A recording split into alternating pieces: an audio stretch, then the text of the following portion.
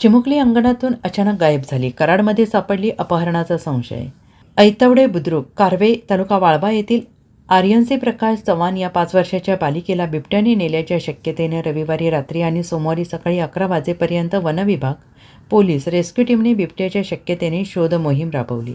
मात्र सोमवारी दुपारी कराडमध्ये ती मुलगी कोरळप पोलिसांना सापडली.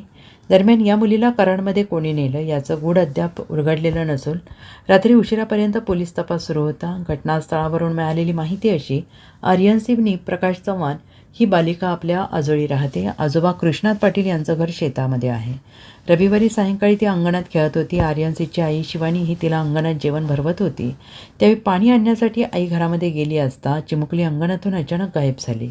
घर शेतात असल्यामुळे आणि बराच वेळा परिसरात बिबट्या दिसल्यामुळे आर्यनशीला बिबट्याने नेले असल्याचा संशय आला. त्यानंतर पोलीस पाटील यांनी तातडीने वनविभाग आणि पोलिसांना कळवले. वनविभाग, पोलीस, रेस्क्यू टीम यांनी रात्री 1:30 वाजेपर्यंत ड्रोनच्या सहाय्यानं परिसरात शोध मोहीम राबवली. मात्र मुलगी सापडली नाही.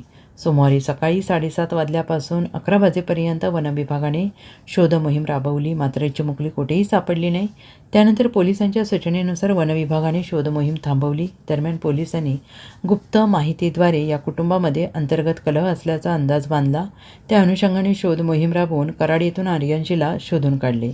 सध्या आर्यनशी कोरळप पोलिसांच्या ताब्यात असून तिला कोणी पळवून नेले याबद्दलचे गूढ कायम होते. रात्री उशिरापर्यंत तपास सुरू होता. Bureau report, SBN Marathi, Karad.